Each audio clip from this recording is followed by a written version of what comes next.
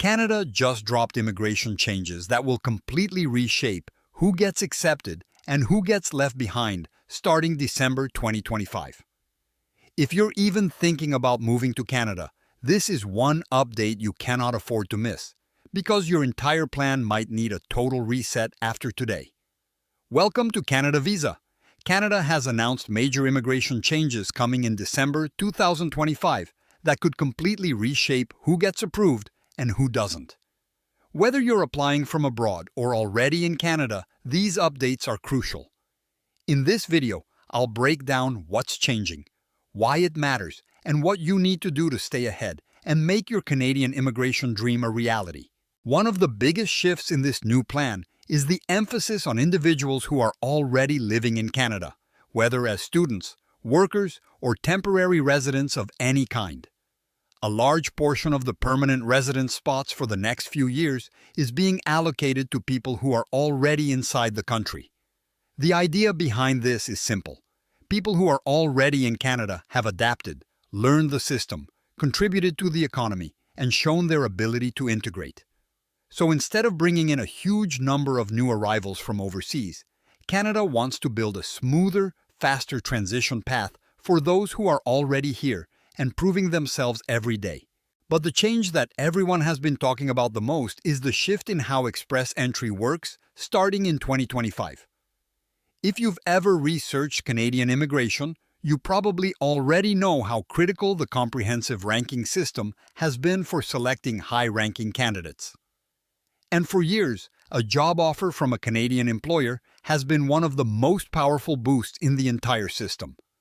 Having an approved job offer could give someone 50 or even 200 points, depending on the type of job. In many cases, those points were the difference between receiving an invitation to apply or missing out completely. But as of 2025, those extra points for arranged employment have been removed. The system no longer gives you bonus points for having a job offer, even if it has a labor market impact assessment attached to it. This decision has shocked many applicants, but there's a clear reason behind it. Over time, a lot of fraudulent practices developed around job offers, including cases where people were essentially buying fake job offers or fake LMIAs just to increase their scores. Removing these points is intended to clean up the system, eliminate loopholes, and create a fairer environment for everyone. Now, instead of relying on a job offer to push your score higher, your profile must stand strong on its own. That means your education, your language scores, your work experience, your age, and your adaptability factors are now more important than ever. This change also means that the threshold scores for receiving invitations may rise, because many people who used to depend on arranged employment points will now be competing on equal footing with everyone else. So what does this mean for different categories of applicants? Let's break it down clearly and simply. If you are inside Canada already, you might be in a better position than people applying from outside the country. Canada is trying to help temporary residents transition into permanent status more smoothly. Whether you're an international student, a temporary worker, or someone already building your life in Canada, the system is leaning in your favor as long as you meet the general requirements. The more work experience you gain in Canada, the stronger your language ability, and the more your skills match Canadian labor demands, the better your chances of being selected. If you were planning to depend on a job offer to boost your points, then this change definitely impacts your strategy. Without those extra points, you now need to rely on strengthening every other area of your profile. You might need to improve your language scores, gain more work experience in your skilled field, pursue additional education or certifications, or explore provincial nomination options. It's not impossible. It simply requires a more thoughtful and strategic approach. For people applying from overseas, the road is still open, but it now requires more deliberate planning. Many people around the world previously counted on LMIA-based job offers to help them immigrate. Under the new system, that approach no longer provides any advantage in terms of points. If you are applying from abroad, you may want to focus on enhancing your language ability, obtaining professional credentials that Canada recognizes, or even considering studying or working temporarily in Canada, first if that is an option for you. Another strong pathway continues to be provincial nomination, where provinces select candidates who meet their specific labor needs. For international students, the new rules could make things more competitive. Study permits may not be as easy to obtain as before, because Canada is reducing total temporary resident numbers. That means your academic profile must be strong, your intention must be genuine, and your ability to transition into the labor market after graduation should be clear. But once you're inside Canada, you may have a much higher chance of becoming a permanent resident because the new immigration strategy gives preference to people who are already contributing here. Now let's talk about which types of applicants are likely to have the best prospects under these new rules.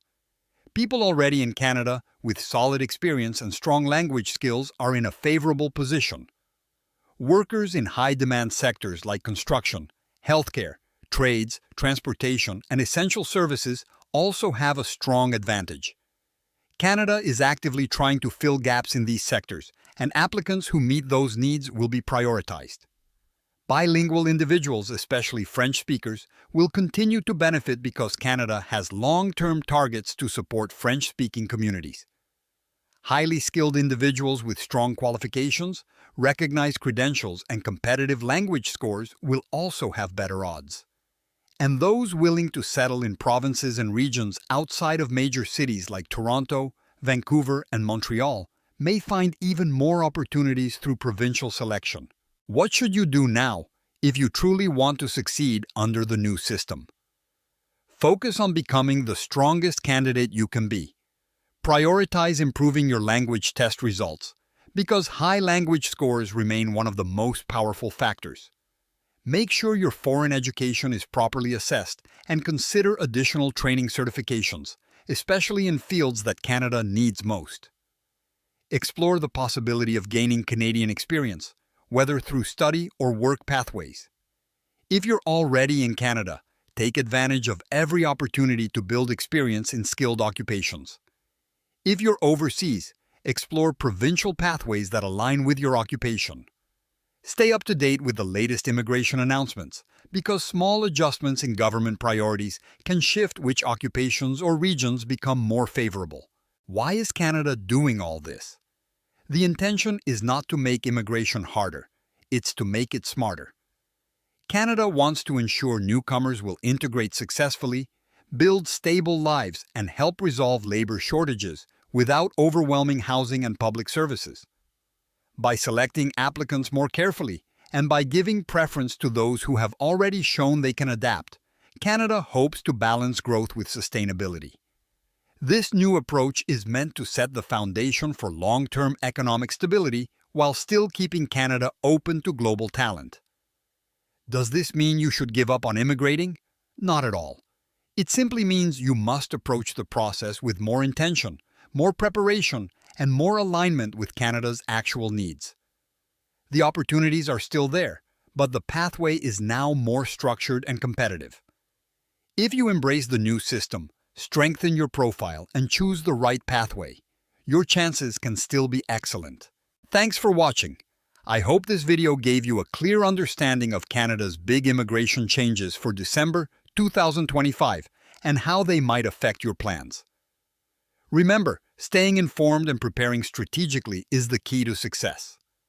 If you found this video helpful, don't forget to like, share, and subscribe to Canada Visa for more updates, tips, and expert guidance on making your Canadian immigration dreams a reality.